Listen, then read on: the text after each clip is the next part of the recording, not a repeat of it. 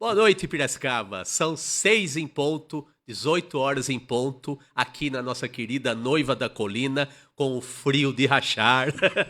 A frase que você, ilustre espectador, mais deve ter ouvido hoje é "Ai, que frio!". Eu concordo com você, está um frio danado mesmo, né? Mas nada que o calor humano aqui da nossa movimentação cultural aqui no Passe de Letra não resolva, né? Não resolve, mas aquece. Aquece a mente e aquece o coração. Eu sou Érico San Juan. Sejam bem-vindos ao Passe de Letra, um programa de esporte, cultura e informação, comandado de segunda a segundas, terças, quintas e sextas, pelo nosso querido Luiz Tarantini, com o esporte de Piracicaba, do Brasil e, por que não dizer, do mundo todo, né? E às quartas-feiras, como eu falei, temos a movimentação cultural de Piracicaba, sempre com gente muito interessante, gente ilustre, gente que tem o que dizer. E às vezes falta tempo para dizer tanta coisa interessante, para completar as conversas, né? Mas aqui a gente vai começar a nossa conversa da quarta-feira com uma pessoa que é íntima nas palavras, por assim dizer. Palavras escritas, palavras faladas, né? E o que não vai faltar aqui são palavras sobre essa pessoa que é íntima das palavras, tanto na internet, quanto nas mentorias, quanto nas palestras, né? Uma storyteller, vamos descobrir o que é isso, ela vai explicar pra gente. Então não vai faltar tempo, felizmente, pra gente comentar e falar muito dessa pessoa, que é a Marília Lopes. Seja bem-vinda, Marília. Obrigada, Érico. Boa noite. Obrigada pelo convite, primeiramente. E vai ser uma honra para mim falar de uma coisa que eu gosto tanto de fazer, né? Desde a escrita até o poder das palavras e de contar história e conversar fiado, que é para isso que a gente está aqui hoje, né? Fiado, mas com propósito. É isso. Para usar uma palavrinha da moda, que é da moda, mas é bem pertinente, né? Justo, exato. O propósito, eu imagino que a gente vá descobrindo e se descobrindo ao longo da vida, né? Com certeza. Aqui viemos ao mundo. Por que a gente veio ao mundo, né? Tem gente que vai embora e não descobre, né? Mas a gente tem essa chance, pelo menos, né? Exato. Então, como é que você começou a descobrir na sua vida o poder da palavra, das palavras, né? Eu costumo dizer que eu comecei a me ver como escritora lá pela 4ª série, quando eu ganhei um concurso de poesia na escola. Ganhou o concurso. Então eu falei, eu gosto de fazer isso, eu gosto de escrever, eu sempre gostei muito de ler também, né? Então eu comecei a responder escritora. Então, naturalmente, eu fui trabalhar ali com jornalismo, porque eu acreditava que isso era o que me faria, né, estar mais perto ali da escrita como uma forma de trabalho. Mas acabou que os meus caminhos se abriram, assim, e eu acabei trabalhando numa agência de publicidade. Então, foi aí que eu fui entendendo realmente como mesclar uma coisa a outra, né? Como realmente usar esse poder de escrever bem, de pensar, de ler, etc., mas de um jeito mais instigante, mais envolvente, assim. Certo. No jornalismo, você foi pro jornalismo, você fez faculdade de jornalismo? Isso. Você foi pro jornalismo porque viu que daria para sobreviver com uma área relacionada? Você não foi fazer letras, por exemplo. Você escrevendo até poderia ser, né? Eu acho que talvez por essa questão de eu gostar muito de me comunicar no geral, né? Então, eu sempre gostei de escrever, mas eu sempre gostei muito de falar também, sempre fui muito comunicativa. Então, talvez eu via uma brecha que me poderia trazer essa possibilidade. Seja de trabalhar numa revista, que era meu grande sonho, eu sempre quis trabalhar em revista. No tempo das revistas Exatamente, impressas. Revista impressa. Eu li muito Capricho, né? Revista assim, caras. Então, eu era louca por trabalhar em revista. Só que aí as pessoas me perguntavam, você fez jornalismo, vai trabalhar no jornal, na TV? E eu falava, não tenho jeito para isso, eu gosto de escrever. Só que eu acho que o jornalismo eu vi uma forma ali de me aprofundar um pouco, sabe? Porque eu sempre gostei de textão, eu sempre gostei de escrever muito. Textão, o que é a vida, né? A gente gosta, às vezes, de ler uns catatau, uns volumes gigantes, assim... E que no tempo da escola, que você ganhou lá o concurso de poesia, com certeza os seus colegas deviam ficar procurando quantas ilustrações tinha num livro para acabar rápido, né? Aquela coisa, a coleção Vagalume é boa, que é ilustrada. Exato, né? na época eu estudava no SESI, né? Então tinha o Cezinho, que era aquele gibi, assim, Sim, então o pessoal adorava, mas eu já gostava de ir pra biblioteca ler Harry Potter, sempre gostei, assim, da leitura também mais profunda, além da Que é escrita. gigantão. Harry Nossa, Potter desse tamanho! Todos eles são gigantes. Mas eu adorava, assim, eu sempre li muito rápido, escrevi muito rápido, então eu falo que era uma aventura mesmo pra mim, sabe? É que você foi rapidão aí pra vida adulta, né? O que fazer com as palavras. Mas conta aí, o que você lia quando você era criancinha? Eu gostava muito de ler Harry Potter. Teve uma vez também que eu ganhei de presente um amigo secreto, uma professora me tirou e ela deu um kitzinho de livros de fábulas, então eu sempre gostei muito de fábulas também. Eu gostava de romance, né, de drama, então toda aquela literaturazinha assim adolescente, mas eu também gostava ali de um Machado de Assis, então... Você gostava? Sim. Mas por que isso, menina? Isso é uma exceção à regra, porque em geral a gente sai da coleção Vagalume pro Machado de Assis, e é uma transição muito dramática. Isso é verdade, né? E era obrigatório assim na escola, né? Por isso, né? Então as pessoas achavam ruim assim, mas eu falava, gente, mas isso aqui é muito legal. Agora, hoje já tenho mais dificuldade, eu falo, nossa, naquela época eu lia Machado de Assis e hoje eu já tô dando uma empacada mas aqui, por quê? sabe? Que inversão foi essa? A era que a gente vive, né? Infelizmente, da informação rápida. Às vezes eu falo que a gente não dá tempo de realmente devorar uma boa obra, sabe? Entender um bom autor. Isso aqui, né? Basicamente. Aquela coisa da dispersão, você se dispersa, né? Exato. Então, hoje, na era da atenção digital, né? Na era da ultravelocidade, do hiperfoco, é mais complicado a gente conseguir manter esses hábitos, né? Pois é. E quando você ganhou o concurso de poesia, você lia poesia ou não? Não. Acredite ou não. Você lembra o que era a poesia que você ganhou? Nossa, era um concurso que era para escrever um texto relacionado a ser um bom cidadão. Alguma coisa assim. Tinha uma temática poesia, ali. Hein? E aí eu escrevi. Difícil. Exatamente. Aí eu fiz uma poesia ali com uma sopa de letrinhas de um bom cidadão, alguma coisa assim. Foi criativo. Mas a minha maior frustração em relação à escrita foi que na 8ª série tinha um concurso da EPTV que premiava, né, os alunos das escolas que escreviam a melhor redação. E eu era meio que a favorita, assim, da sala para ganhar. E aí, quando eu não ganhei, eu falei, nossa, não acredito nisso. Aí você passa a ter a obrigação de ganhar. Exato, porque as pessoas meio que esperam isso de você, sabe? Não, a Marília é boa de redação, ela vai ganhar. E quando eu não ouvi meu nome, eu falei, caramba, viu, será que é isso mesmo? Mas não tinha segundo lugar, terceiro lugar? Não, era um selecionado por sala. Cruel, hein? Era, exatamente. Que cruel. Exato. Sacanagem. Mas aí, vamos avançar um pouquinho, então. Pro jornalismo. Dentro da faculdade, o que te motivou a começar e principalmente a continuar?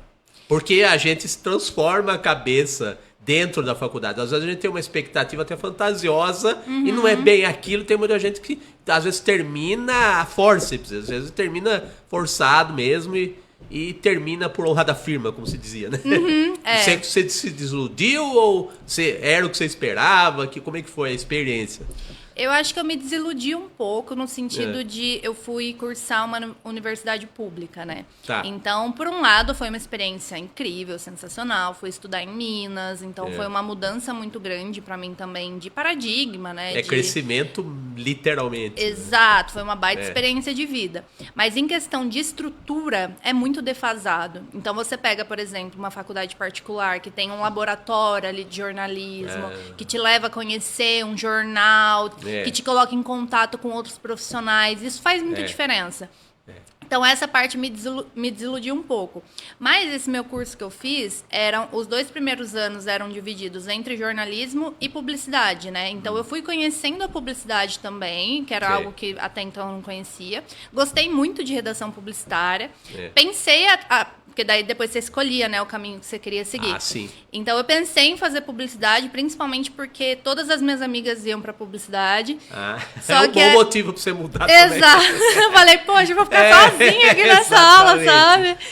Só que, não sei, algo dentro de mim falava, Não, vai fazer jornalismo porque você vai conseguir exercitar mais esse nível de escrita que você quer, você vai conseguir se aprofundar mais nos assuntos. Então, eu acho que a faculdade ela tem o papel de trazer essa bagagem literária, essa bagagem educacional pra gente, né, realmente. Então, hoje eu olho e sinto que eu fiz a escolha certa, assim, sabe? Eu gosto muito de falar, sou jornalista. Embora não exerça de fato, né, mas eu acabo exercendo ali também um pouco no que eu faço no trabalho hoje. Então conta para nós, o nosso respeitável público aqui do Passe de Letra, a visão da publicidade e do jornalismo são distintas, né? O que você aprendeu, assim, que ficou na sua mente, que grudou na sua mente da técnica jornalística e da técnica publicitária? Como é para escrever para propaganda e para jornalismo? Como é que é?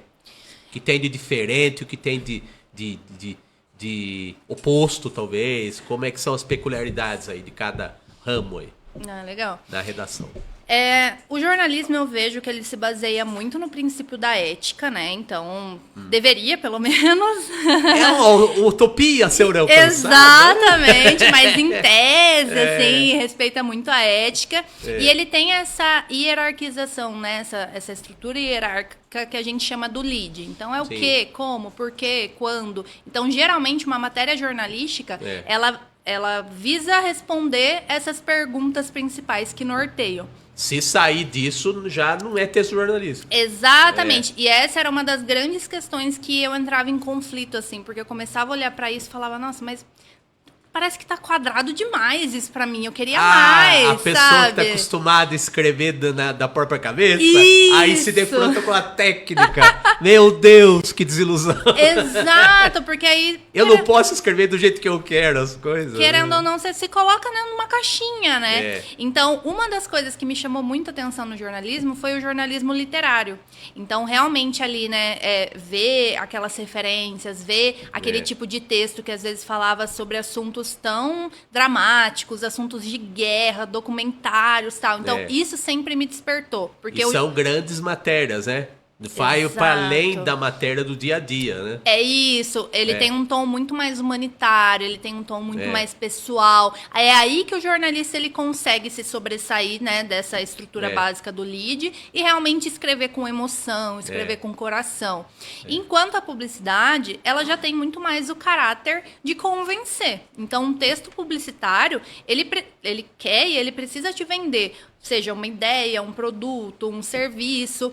E tem a grande questão que foi o que eu sofri muito quando eu comecei a trabalhar com publicidade, que eram os textos curtos. Então, eu estava acostumada ali, né, a escrever muito. E quando eu comecei a trabalhar com publicidade, eu falei, como eu vou falar o que eu quero falar em poucas palavras? Então, é um exercício muito importante também de criatividade para você aprender a ser conciso e transmitir uma mensagem em poucos segundos, porque você precisa da atenção desse leitor, dessa audiência, sabe? Então, eu vejo que a publicidade, ela tem esse dom também de encantar, que às vezes o jornalismo consegue, mas é mais difícil você se aprofundar ali numa leitura. A publicidade, um único anúncio de, às vezes, 2, 3 palavras pode despertar uma coisa que talvez um texto de 2.000 não consiga, sabe? Eu acho interessante, né? Até acho engraçado. Porque é o seguinte, né?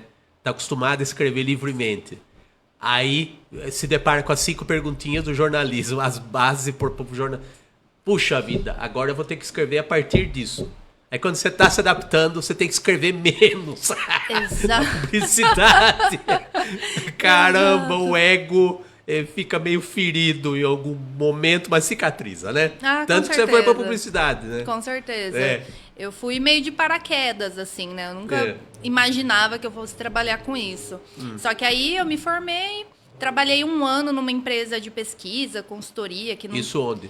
Isso lá em São José do Rio Preto. Tá. Então, eu estudei em Frutal, que fica ali pra frente de Barretos. Voltei pra Pira. Aí eu consegui esse trabalho meio aleatório, assim. Fui pra São José do Rio Preto, tinha acabado de voltar. Enfim, loucura. Trabalhei 1 ano lá, aí eu saí de lá, voltei pra Pira de novo.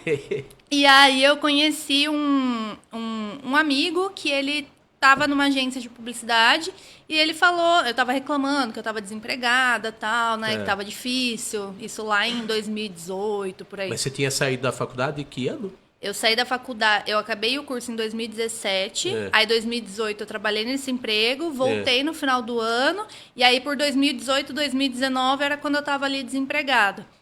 E aí ele falou dessa oportunidade que tinha nessa agência, uma agência de Rio Claro, e perguntou se eu tinha experiência e tal. Eu falei, olha, eu não tenho experiência com isso, mas eu escrevo bem, então eu acho que eu consigo, né? Não deve ser tão difícil assim, por assim dizer. E aí ele me indicou lá nessa agência e tal, fiz todo o processo, e aí eles me deram uma chance e eu comecei lá como redatora júnior. O que faz um redator? Porque é aquela história. Quem está começando na carreira praticamente vai da redação até o cafezinho. Você tem que ter uma versatilidade até por questão de necessidade, não só de talento. Então, o que você aprontou lá no bom sentido? Como redatora júnior inicialmente, né? Eu posso dizer que um redator faz de tudo mesmo, porque eu fiz desde textos para redes sociais, né? Então, para o Instagram ali, até texto para manual de marca, até roteiro para vídeo, apresentação institucional. Eu fiz... Teve um trabalho que me marca muito, né? Que era para uma influenciadora, que ela tinha sido contratada para um evento de um cliente nosso. E ela ia ganhar, na época, acho que era 25 mil, alguma coisa assim. Uia. E quem fez toda a apresentação do que ela ia falar no evento... Eu, ganhando R$1.400. O salário. Exato. O salário. Ela um cachê e você um salário. Ô, vida injusta, né? É muito injusto. Então, assim... Mas como foi lá a palestra dela? Não sei, porque nem convidada eu fui, né? Nossa, mas nem pra saber, ter um feedback, um retorno. Exato, mas assim, das pessoas que estavam lá, falou que foi bem legal, assim. Então eu falo que o redator, ele tem muito esse papel, até contextualizando, né, o que você trouxe no começo do storyteller. Então ele tem muito esse papel de saber contar histórias em diferentes formatos, em diferentes plataformas, para diferentes momentos, públicos, sabe? Então, além de você escrever bem, que é primordial, você tem que se colocar na cabeça do público ali que está consumindo aquele conteúdo, porque você sabe que um texto para um roteiro não vai ser o mesmo texto para um blog, sabe? Então, você tem que ser muito versátil nessa sua produção. Em 5 segundos você falou que você fez umas 10 coisas diferentes. E eu nem falei tudo, então... Não é tudo ainda. Você tá falando de escrever bem, ter uma segurança, né?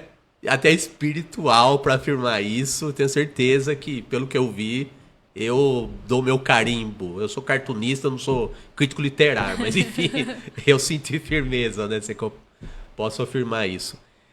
Você falou de escrever bem. O que é escrever bem? É escrever com técnica? É escrever com estilo? Ou comunicar o que deve ser comunicado? Essa é uma ótima pergunta, porque muita gente acha que escrever bem é você ter as melhores técnicas, é você usar as melhores palavras, e às vezes palavras escrever difíceis, bonito, né? Escrever bonito, escrever para inglês ler. E eu falo que escrever bem é você transmitir a mensagem que precisa ser transmitida da melhor forma. Então, por exemplo, às vezes você vai usar uma gíria, você vai usar uma palavra talvez gramaticalmente não tão correta, mas que naquele contexto faz muito sentido, sabe? Então, eu sinto que escrever bem é fazer com que a pessoa do outro lado entenda a mensagem que você quis transmitir desde o começo, que não tenha ruído. Eu tô perguntando pelo seguinte.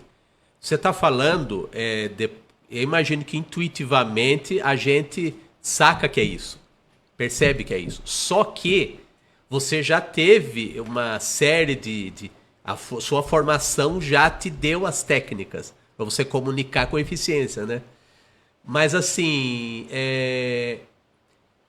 tem escritores que são metidos a vanguardista e às vezes ele quer ser obscuro mesmo.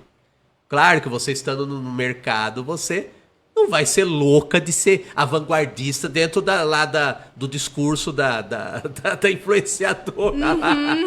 Ela ia falar um monte de garrancho, sei lá o quê, e não ia comunicar, né? Sim. Você escrevendo pra você, que na verdade é escrever pros outros também. Você quer uma comunicação. Mas você sentiu que em algum momento a sua escrita pessoal influenciou o seu trabalho para os outros mesmo, digo em termos de clientes mesmo, né? São leitores, mas são clientes, né? Então, o que muda escrever para você e escrever para os outros? Aí eu incluo clientes e leitores mesmo. Porque tem muita gente que serve para um próprio umbigo, né? E quer ser entendida e que se dane, né? Exatamente. Não, essa é uma ótima pergunta, porque eu até fiz um post sobre isso no LinkedIn hoje, falando que quanto melhor eu me posiciono, maior o nível dos clientes que eu conquisto. E quanto maior o nível dos clientes que eu conquisto, melhor para o meu posicionamento. Porque nas redes sociais, só desculpa interromper, eu acredito que a autenticidade é muito valorizada, sabe?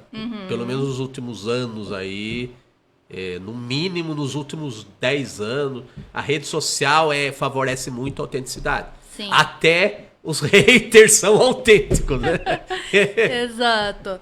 E eu falo que essa questão da autenticidade foi o que sempre me diferenciou, assim, na minha rede, sabe? Então, eu sinto que quando eu comecei a minha marca pessoal, quando eu comecei a me posicionar, eu não tinha quase experiência. Eu acho que eu tinha um pouco mais de 1 ano de experiência nessa agência que eu ano trabalhava. foi isso? Em 2020. Tá. Então, tava começando a pandemia ali, tava aquela loucura. Tempos difíceis. Tempos sombrios, exato. Muito. E aí, eu dividia muito a minha visão de vida, né, os meus aprendizados, o que eu achava sobre o mercado. Eu realmente me colocava ali à disposição do outro. Então, as pessoas viam como se fosse um espelho em mim, realmente, sabe? Que eu traduzia ali alguns conceitos, algumas ideias que elas tinham, através de uma linguagem fácil, descontraída. E, claro, isso veio muito da minha técnica que eu já tinha trabalhando com a escrita.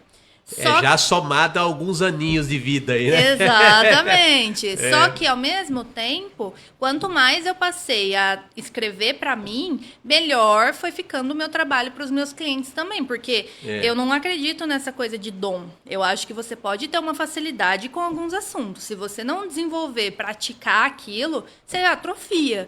Toca aqui. Você concorda? Eu concordo muito. Inclusive, eu sou um pregador dessa coisa de você tem talvez uma tendência, uma inclinação para isso, um gosto, mas depende de trabalho. A tal da coisa da bunda na cadeira e vamos trabalhar, né? Não tem uma inspiração, a coisa da inspiração, que pergunta muito para cartunista, né? Que acham que a gente é iluminado, sabe? Sei lá, não sei pelo diabinho, sei lá, não sei. Enfim, não sei por quê. Lá no monte, pelo tridente, né? Você canaliza assim, e aí vem, e aí você coloca no papel, né? Porque tem uma coisa, o artista gráfico, ele trabalha sob demanda, então nós não temos nem tempo. Não dá pra ficar esperando inspiração. A gente tem demanda. É verdade. Por mais que a gente seja artista, faz o nosso jeito, tem o nosso estilo, a gente atende a clientes também.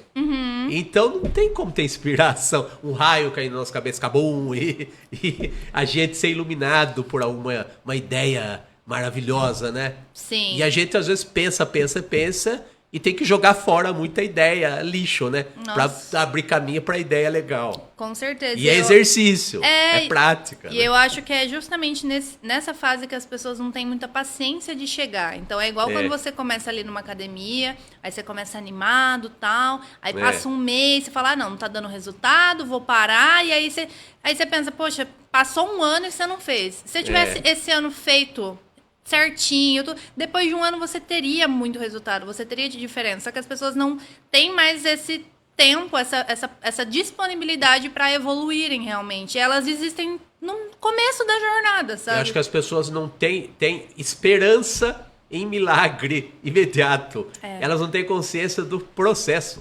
Né? Ainda mais processo leva tempo. Leva tempo. Ainda mais uma realidade que vem de muita fórmula pronta, né? Então, a gente vê, principalmente ali 2020, né? Quando começou a pandemia e aí explodiu o mercado digital, o mercado de curso, de guru e etc, etc. De coach. Então, foi ali aquele tempo que muita gente passou a vender essas fórmulas milagrosas, a vender essas fórmulas prontas, que é justamente o que eu não acredito, porque vai ao contrário de tudo que eu faço, né? Então, a minha marca hoje se chama conteúdo artesanal, justamente por ser feito à mão, por ser lapidado. Eu sou aquela pessoa que escreve à mão ainda, sabe? Que só passa pro computador depois da ideia tá desenvolvida. Você passa limpo. Isso, exatamente. Eu tiro da cabeça, jogo pro papel, só depois eu passo a limpo, reviso, sabe? Então, eu acho que saber respeitar esse processo é o que vai diferenciar também, tipo, um escritor melhor do que um escritor mediano, né? Muito bem. Olha, tem muita coisa para falar, mas na primeira meia hora aqui do Passe de Letra, a gente dá uma pequena pausa para um intervalinho aqui para os nossos fraternos anunciantes aqui. Então, Danilo, vamos aqui para o primeiro comercial do Passe de Letra aqui dessa quarta-feira com a movimentação cultural. Comercial.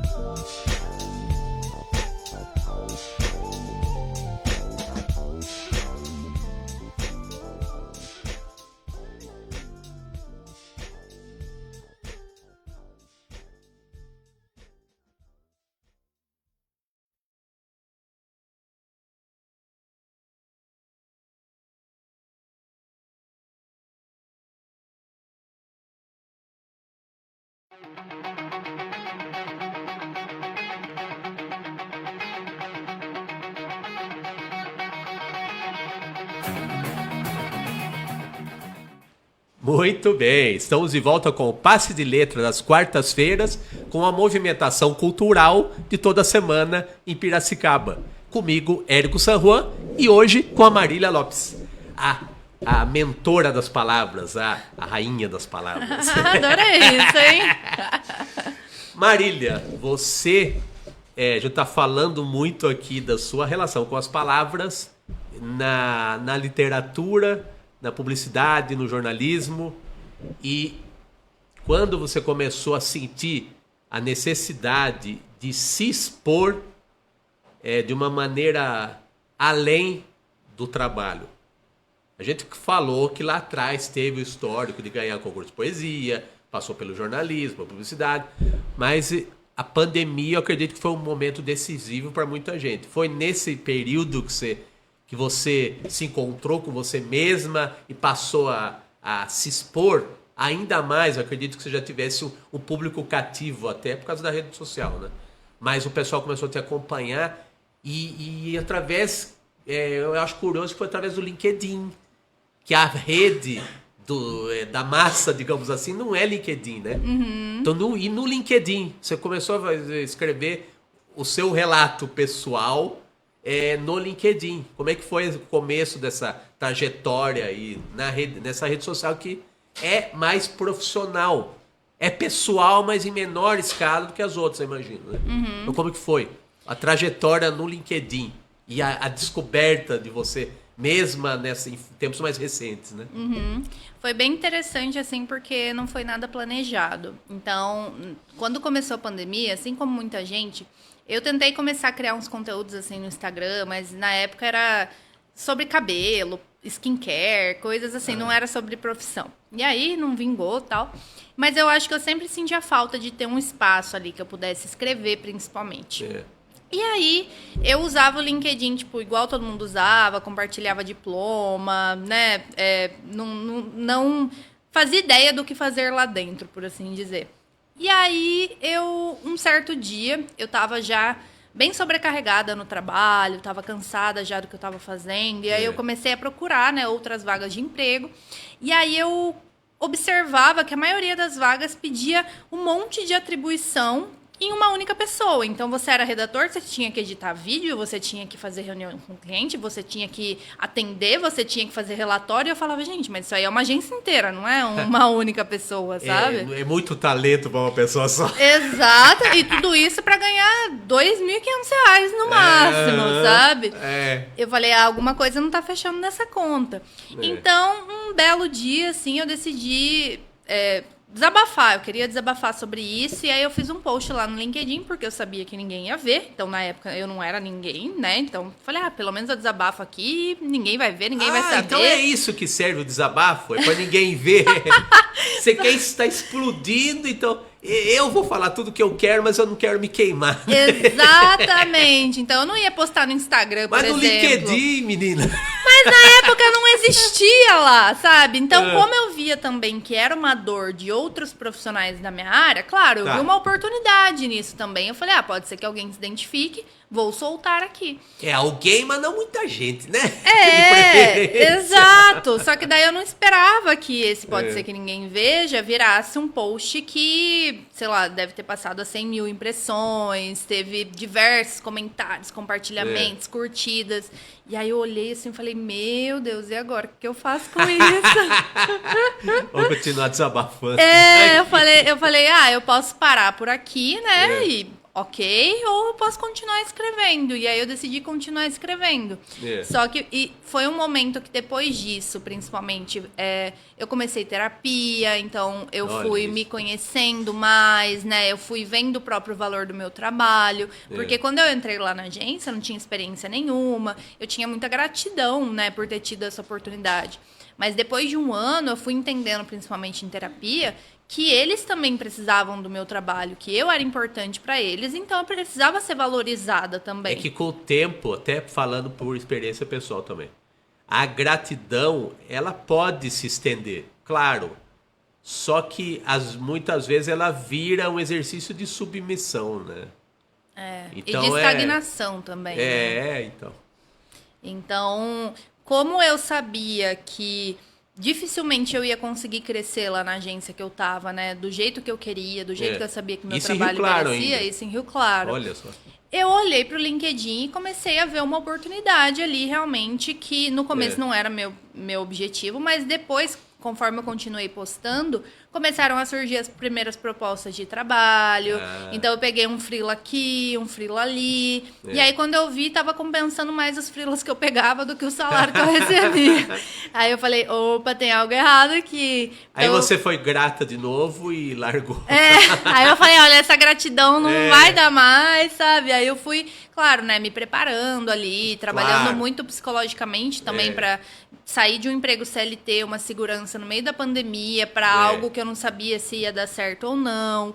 Então, até que eu tive a coragem realmente de sair e a partir disso foi quando minha carreira deslanchou, assim, sabe? Foi quando eu realmente comecei a trabalhar com grandes marcas, com grandes agências. Que legal. E quanto mais eu postava no LinkedIn, né? Mais trabalho aparecia, mais cliente legal aparecia. Então, foi muito sobre dividir os meus aprendizados e as minhas experiências para conquistar um tipo de cliente que pagasse o valor que o meu trabalho merecia, assim, sabe? Porque eles viam valor no que eu postava ali na rede.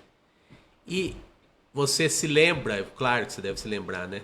Mas você faz um top 5 aí dos seus textos que mais alcançaram as pessoas aí? Ou nem precisa ser, os que mais te tocaram, assim. Você sentiu sangue nas veias escrevendo, assim, né? É muito engraçado você trazer isso, porque eu tenho feito um trabalho agora de justamente reunir os textos que mais engajaram, assim, no meu perfil. Vai sair livro? Vai sair livro. Vai sair livro. Vem aí. Eu tô chutando o óbvio, na verdade. Não, claro mas que vai sair livro. eu tenho tantas ideias de livros que precisam sair, então é um incentivo. E aí eu fui fazendo essa análise, né? Entendendo ali os textos. Por que que engajaram? O que que funcionou? O que que tinha de especial ali nesses textos? Então, com certeza, o primeiro foi esse, né? O que viralizou.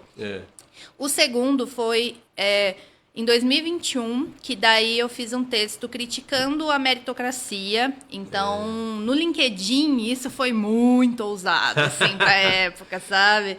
Então, eu trazia uma abordagem bem imbativa, assim, e foi um texto que alcançou muita gente, criou um filtro, né, porque posicionamento é um filtro, você faz escolhas. Sim. E foi esse texto que um cara que eu gosto muito, que foi um cara que me abriu portas e me chamou para trabalhar no meu primeiro freela grande, que foi atendendo Itaú. Ele viu esse texto e veio conversar comigo por esse texto. Então, foi quando eu olhei e falei assim, eu sei que é arriscado isso que eu tô fazendo. Pode ser que me feche muitas portas, mas tá me abrindo o tipo de porta que eu quero entrar, sabe? É isso, né? Então, isso. essa é o X da questão, assim, do posicionamento. Teve um texto que eu fiz falando sobre uma vez que eu passei com um psiquiatra.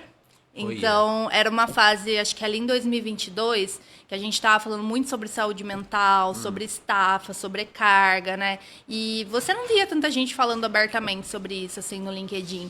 Então, eu falei sobre isso e gerou uma comoção muito grande, assim, das pessoas me apoiando, das pessoas se abrindo. Você tem o texto aí facinho? Não, fácil eu não tenho. Então, dá uma sinopse aí do texto. Que é um assunto muito desse nosso século, saúde mental. Né? Exatamente. Eu lembro muito dele que começava, tipo, eu falava... passei com um psiquiatra esses dias. Coisa feia de contar aqui no LinkedIn, né? Mas é verdade, eu passei. E aí eu descobri que eu tenho ansiedade generalizada. Agora eu tô tomando remédio. E eu queria dividir isso com vocês, porque eu sei, principalmente no mercado de comunicação, o quanto a gente tá sobrecarregado, o quanto a gente tá mal, o quanto a gente tá... realmente trabalhando na exaustão ali, né? Porque o mercado de comunicação, ele cresceu muito na pandemia. Então, enquanto tava todo mundo tirando o pé, reduzindo, fechando, de comunicação tava porque foi tudo pro digital, né? Então, a gente trabalhou demais. E aí eu fiz esse texto, aí choveu um monte de gente no meu inbox pedindo contato do psiquiatra. Olha só. Falei influenciadora de saúde mental, entendeu? Então, foi muito legal. Utilidade pública. Aquele post foi de utilidade pública. E tem também não é um conteúdo em si, mas foi uma série, né? Era para ser um vídeo só. E se tornou uma série conhecida como Marília Reage. Então, foi em... bom esse nome. É muito bom. Bom esse nome. Foi em 2022 e... eu fui pioneira, assim, porque quase ninguém levava vídeo pro LinkedIn naquela época. Agora que isso está se fortalecendo. E era uma série semanal, que era, né, começou como um único vídeo. Só que eu reagia a alguns posts meio polêmicos, assim, do LinkedIn, sabe? Uns posts meio que tipo, fanfic, isso aí é mentira, eu duvido que seja verdade. E aí as pessoas gostaram muito, rolou muita identificação. E aí eu comecei a fazer toda semana. E aí foi mais de um ano, assim, eu criando praticamente toda sexta Qual a conteúdo duração em desses vídeo. videozinhos? Meu, eles eram longos, tinham tipo 7, 9 minutos mais ou menos, Pra sabe? rede social é gigante. É né? gigante. E engajamento, assim, de 1000 curtidas, 200 comentários, Olha. sabe? E as pessoas ansiavam, assim. Às vezes chegava sexta e eu não postava alguma sexta, as pessoas mandavam mensagem, tipo, você não vai postar vídeo hoje, não? Gente! Virou obrigação. Virou obrigação. Tarefa. Virou um movimento, assim, no LinkedIn, sabe? Então, eu acho que esses conteúdos realmente são os que mais marcaram, assim, esses momentos do meu perfil. E vídeo, né? Você que é das palavras escritas, né? Exato. Como é que foi? Já se vê que você não tem problema nenhum para falar em público, diante de câmera, o que seja, né? Mas você não fazia vídeos, né? Eu comecei... Pelo menos com essa frequência, né? Antes dessa série, eu tentei começar uma série, tipo, ajudando outros profissionais freelancers, assim, com algumas dúvidas. E também eram vídeos bem longos. Mas eu devo ter feito uns 3 vídeos só, e aí depois já começou a Marília Reage. Mas até então eu não gravava. Então foi uma coisa... Igual você falou, eu tenho facilidade, então não foi um desafio, mas aí, tipo, você tem que aprender a editar, você tem que se organizar pra gravar, você tem que separar as pautas ali, né? Então eu tinha que separar os conteúdos da semana que iam entrar, você tem que responder. Então é um trabalho bem mais complexo do que só sentar e escrever realmente, né? Escrever pra mim é muito rápido. Exigência dos novos tempos, que mesmo que seja pra gente, a gente ainda vai trabalhar muito no dia a dia. Mais ainda, eu acho. Mais, né? A gente tem que dominar todas as ferramentas possíveis de comunicação, né? Então exato. é um desafio por causa do estresse, né? Por causa do burnout a caminho, praticamente, né? Exato. Mas eu acho que fazer para você, mais para o público, é um incentivo, né? É uma força que a gente tem, né, para fazer, né? E eu falo que os vídeos, uma coisa muito legal que aconteceu é que até então as pessoas me liam, mas quando eu comecei a fazer o vídeo, elas começaram a dar voz ao que elas liam. Então, eu tinha muito comentário de tipo assim, eu já adorava te ler, mas agora te ouvindo eu consigo ver ainda mais a sua personalidade, sabe? Então, você traz uma pessoalidade maior ali pra audiência também, né? E desses vídeos aí pintaram sugestões, o pessoal interage com você, né? Sim, bastante. Tipo, as pessoas começaram a me marcar nos posts. Isso foi um pouco desconfortável, porque às vezes tinha alguns posts assim que as pessoas iam lá, Marília, corre aqui, sabe? E eu falava, gente, manda inbox, né? Também não precisa ir lá me marcar no post da pessoa, porque daí fica muito escrachado. Mas é a maneira que a pessoa tem de chamar sua atenção mais rápido, né? Exatamente. É um recurso aceitável, mas 20 mil pessoas fazendo fica difícil, né? Exato. Então foi, tipo, depois teve alguns vídeos com convidados também, pra dar uma variada. Então foi um formato legal. Então foi uma coisa que quando acabou, as pessoas ficaram muito tristes, sabe? Aí vinham me mandar mensagem, tipo, ai, mas eu sinto tanta falta. Mas por que acabou? Porque, como já fazia ali um ano, né, que eu tava fazendo, foi uma coisa que começou a me cansar realmente um pouco. Mas eu acho que principalmente porque eu fui mudando o meu posicionamento no LinkedIn.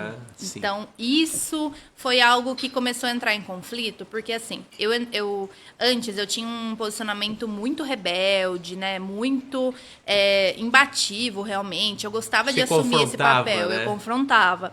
Depois, eu fui assumindo uma posição mais alta na minha carreira, então foi justamente quando eu comecei a trabalhar em cargos maiores, não sei o que tem, e eu comecei a adotar uma linha de ensinar as pessoas, né, sobre conteúdo, sobre posicionamento. Então começou a entrar em conflito de tipo assim, nossa, eu tô zoando aqui o post do cara, mas eu ensino como fazer, então parece uma coisa meio conflituosa, assim, sabe? Então só que agora, tipo, eu tô ensaiando para retornar agora, né, com ele, de uma forma mais leve, de uma forma também, tipo, ao invés de só tacar o pau, por assim dizer, trazer alguns posts legais também, dar luz para alguns posts legais, sabe? Mais construtiva, né? Em vez de sair chutando porta, você vai abrir com delicadeza. Exato. Então, eu acho que foi isso. Eu precisei dar uma transicionada, assim, nesse posicionamento para começar a ser vista também como uma pessoa mais séria, porque aí eu queria trabalhar mais com empresa, eu queria dar palestra, treinamento, então não condizia tanto ali, sabe? Uma pessoa irreverente não pode ensinar? Pode, só que eu acho que a questão da Marília Reage é que eu acabava entrando em muito conflito, assim, com gente grande da rede. Então, eu comecei a pensar também que isso poderia me prejudicar no futuro, sabe? É que tem gente, é que a internet você sabe que é uma terra que estimula o conflito, né? Então é aquela coisa, dá engajamento, infelizmente, você reagir de forma agressiva, né? Aos estímulos, né? Que são muitos, né? E a provocação entre os influencers eu imagino que seja grande, né? Porque um fica disputando o público do outro e sabem que dá resultado, né? Dá audiência. Só que é uma audiência, vamos usar uma palavrinha na moda também, é uma audiência tóxica, né? Porque você está sendo tóxica e você está puxando gente desse jeito aí. É exatamente o que eu sentia. Quando eu comecei a perceber que o Marília Reage tinha se tornado quase que um organismo vivo ali, que a responsabilidade começou a ficar muito grande, eu comecei a sentir esse medo também, sabe? Porque eu era líder dessas pessoas, então às vezes tinham alguns comentários muito grosseiros, assim, que não refletia exatamente o que eu pensava. Mas só eu que acho que tava até no post, você né? que está fazendo, você pode ter o filtro mesmo sendo agressiva. Você sabe até onde você pode ir. Isso. Só que o público você não controla. Exatamente. Só que ele reage aos estímulos que você emite, né? Exatamente. Então aí você é responsável por esse bando de cachorro louco, né? Então quando eu comecei a perceber que ficou, né, meio pesado, assim, eu falei, não, eu acho que é hora de parar, sabe? Então, pra minha saúde mental me fez bem também. Eu acho que durou o tempo que tinha que durar, realmente. Muito bom. E o que você se colocando ajudou na sua comunicação para os clientes aí, para conquistar os novos clientes? Porque, em geral, a gente atende o cliente com a demanda que ele tem. Mas a relação não é pessoal, é profissional. E como que você sendo pessoal, está ajudando no profissional? Eu acho que uma das coisas que eu ouvi esses dias e marcou muito em mim foi uma moça que chegou, né? Ela falou, olha, eu nem sei direito o que você vende, o que você faz, mas alguma coisa em você me chamou e eu quero trabalhar com você. Então, olha isso. Essa energia que eu acho que eu consigo transmitir para as pessoas faz com que talvez na hora de eu, sei lá, fechar um projeto ou me candidatar para uma vaga, que foi o que já aconteceu, por exemplo. Teve uma vaga num trabalho que eu estava no passado, bem legal assim. E aí a menina postou lá no LinkedIn a descrição da vaga. Eu fui lá, né? Mandei mensagem para ela, me apresentei. Falei, olha, me inscrevi lá, tal. Mas tô te mandando mensagem por aqui também, para você saber. Tranquilo. Sim. Ela respondeu, falou que ia analisar o portfólio. Aí, passou um tempo, ela voltou, ela falou que gostou muito do meu portfólio, né? Ela viu o que eu já tinha feito e tal. Aí, depois, só ela foi me contar. Ela falou, olha, eu já te acompanho no LinkedIn faz tempo. E aí, quando você entrou em contato, eu fiquei super feliz, né? Olha, que a gente poderia... Então, eu acho que o ponto principal do LinkedIn é que como estão as pessoas tomadoras de decisão das empresas, é muito fácil, por exemplo, na hora de fechar uma palestra, por exemplo. Tá eu e o meu concorrente. Se essa pessoa que vai decidir quem ela vai contratar me acompanha e gosta dos meus conteúdos, possivelmente ela vai escolher por mim. Às vezes até o meu concorrente pode ser tecnicamente melhor que eu. Pode ter mais tempo de experiência, pode ter mais bagagem. Mas se ela gosta, se ela se identifica comigo, ela não compra mais o que eu vendo. Ela compra quem eu sou. Ela compra o que eu acredito, sabe? Então, eu acho que esse foi sempre o meu maior diferencial, assim. Conquistar esses clientes pelo meu posicionamento, porque eles viam que, além de eu escrever muito bem, né, que eu já deixava claro nos meus conteúdos, as coisas que eu penso também são as coisas que eles pensam, assim. Então, você vai criando esse filtro e atraindo esses clientes mais qualificados para perto, sabe? Então eles valorizam o fator humano, né? Isso, exatamente. Principalmente agora, nessa era de IA, nessa era de tecnologia, nessa era de plágio, né? Nessa era de...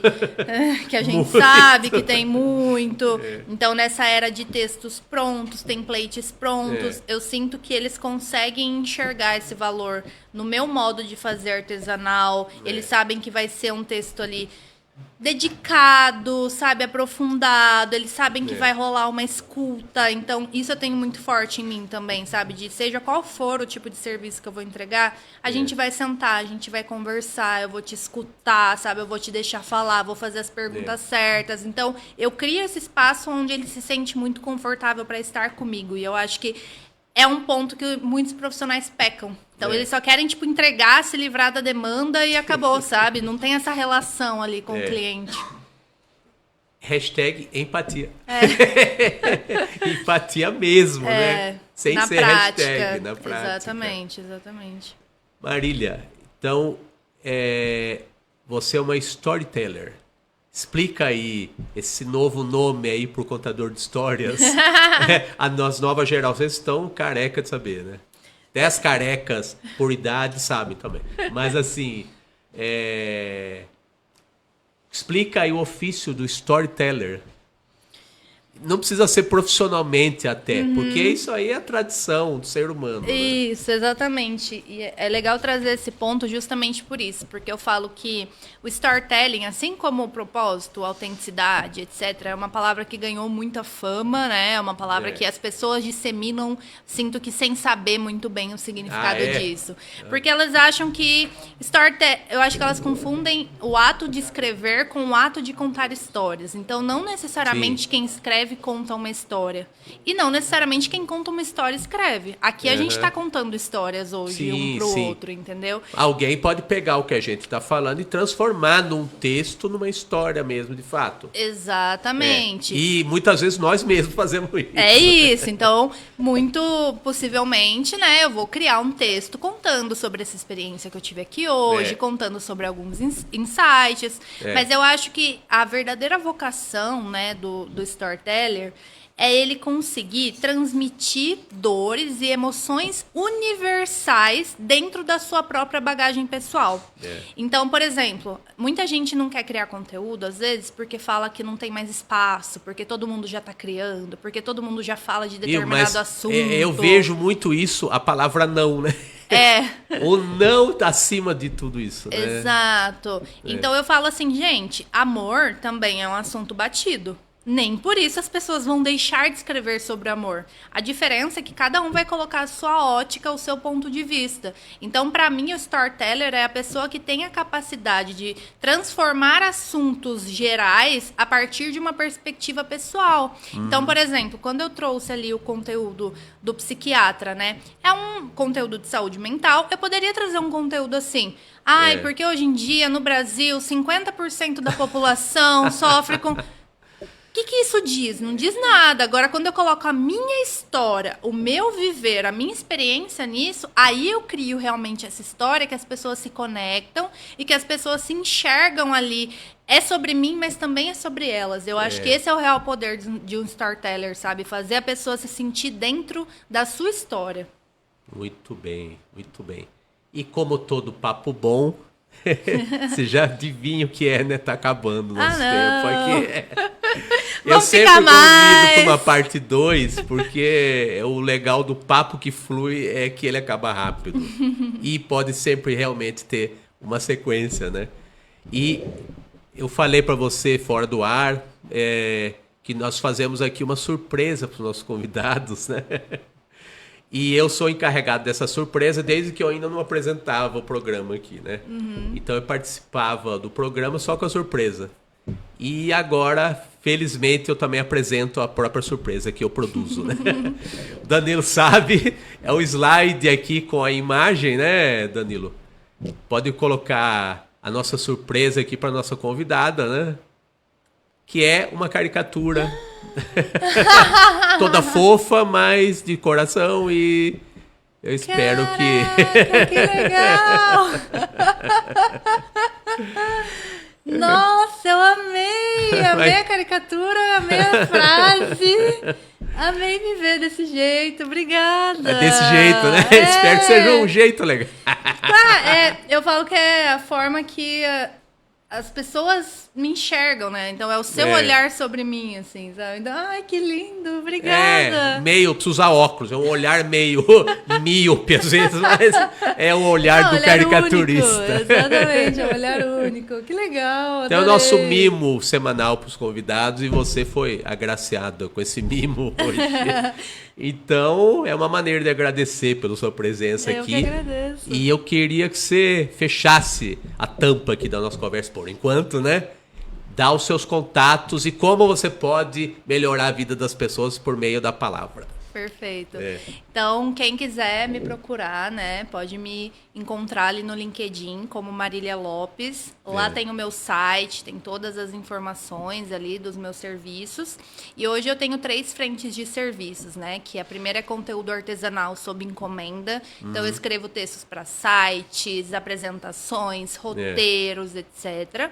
A segunda é o Caminho das Deusas, que eu tenho ali. Olha, é um nome impactante. Exato. Então, eu tenho Atena e Perséfone ali, que uma é minha mentoria de posicionamento, a outra é uma consultoria mais estratégica para quem quer acelerar a carreira e trocar, né? E tem também o Projeto Cleópatra, que é o meu projeto. É todo temático. É muito história viva, né? História. eu honro a palavra. Então, o Projeto Cleópatra que envolve palestra, publicidade, podcast. Então, se você quer me ouvir falando, né, para o seu time, para sua equipe, para sua empresa, para o seu negócio, só me contratar por lá que a gente conversa. Legal. Danilo, acho que a gente tem aí o slide final mesmo, né? Que não sei se é a rede social que você mais usa, né? Que é o @eumarilialopes. De qualquer maneira, tem um Instagram lá. Você também pode ser acessado pelo Instagram, né? Exato. Pode ser que tenha gente que não tenha LinkedIn, né? Então é mais seguro, seguro. É que é a rede que muitos usam, né? Sim. Então, mas através de uma você chega nas outras, tranquilamente. Exatamente. E eu tô tentando voltar também pro Instagram, então me sigam por lá para me dar mais incentivo. Mas o Instagram tem o forte são as imagens, né? Sim. Mas as suas imagens valem tanto quanto as palavras, né? Exatamente. Isso é muito importante. Exato. Marília, muito obrigado. Até a próxima. Eu que agradeço. Peçam uma parte 2 aí para eu voltar. Vou pedir pro nosso chefe aqui, o Luiz Tarantini, que é o nosso comandante do programa dos outros dias da semana. Muito obrigado, Marília. Perfeito. Obrigada a você. É isso aí, pessoal. Mais um Passe de Letra da quarta-feira. Mais uma movimentação cultural com mais uma pessoa pra lá de interessante, a Marília Lopes. Eu sou o Érico San Juan. Eu volto semana que vem, quarta que vem, com mais uma movimentação cultural aqui da nossa terrinha, da Noiva da Colina. E amanhã temos Tarantini, Danilo?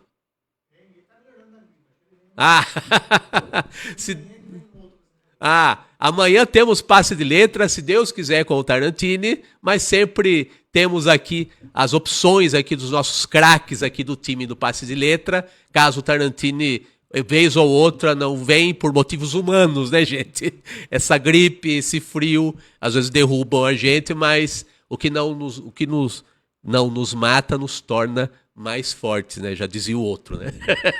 E eu digo para vocês, até quarta que vem e até amanhã. Amanhã com mais um Passe de Letra ao vivo às 18 horas. Sempre ao vivo na TV Metropolitana de Piracicaba. Um grande abraço, boa noite, até lá.